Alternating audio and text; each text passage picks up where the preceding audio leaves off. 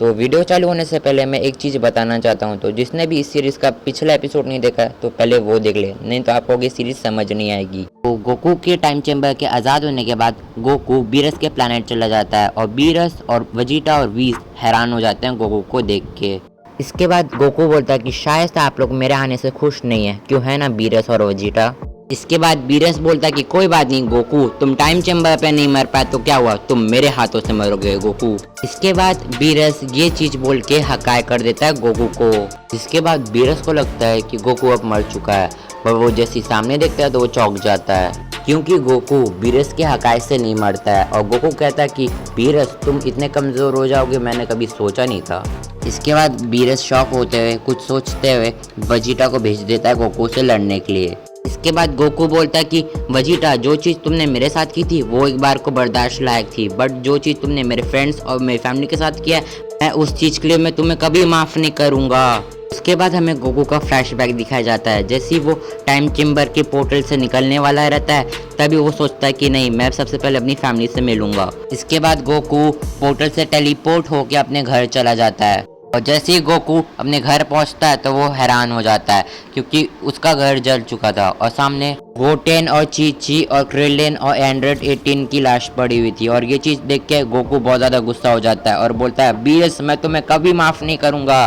इसके बाद गोकू का फ्लैशबैक खत्म हो जाता है और गोकू वही चीज़ बोलता है जो कि हम लोगों ने अभी अभी देखी, और वेजिटा को बोलता है गोकू कि तुमसे ये उम्मीद नहीं थी वेजिटा। इसके बाद जैसे ही वेजिटा कुछ कहने जा रहा था तभी गोकू उस पर हमला कर देता है और ये दोनों एक दूसरे से लड़ने लगते हैं। और दूसरी ओर बीरस बोलता है कि अगर हम लोगों ने ज़्यादा कुछ नहीं किया तो शायद से हमको बहुत ज़्यादा प्रॉब्लम हो सकती है। और दूसरी ओर वेजिटा और गोकू की फाइट के अंदर वेजिटा बोलता है कि सच्ची में क्या करो, मैंने तुम्हें टाइम चेम्बर के अंदर नहीं बंद किया है। और गोकू बोलता है कि नहीं तुमने ही मुझे टाइम चेम्बर में बंद किया था, जैसे तुम गए थे तभी मैं टाइम चेम्बर के अंदर बंद हो गया था। इसके बाद वेजिटा बोलता है कि सच्ची में क्या करो, मैंने तुम्हें टाइम चेम्बर में नहीं बंद किया, मेरा विश्वास करो। इसके बाद गोकू अपने माइंड के अंदर बोलता है कि शायद से वेजिटा को माइंड कंट्रोल किया गया है बीरस ने तो इसके द्वारा। इसके बाद गोकू बोलता है कि वेजिटा हमें तुरंत बीरस के पास जाके उसको ख़त्म करना चाहिए। उसके बाद वेजिटा बोलता है कि ये इम्पॉसिबल है, हम लोग जिस लेवल पे हम लोग शायद ही उसको हरा पाए। इसके बाद गोकू कहता है कि शायद से तुम मेरा साथ ना दो, बट मैं जा रहा हूँ बीरस के पास। इसके बाद वेजिटा ये सोचते हुए कि इतना गुस्से में कैकारोट को मैंने आज तक नहीं देखा।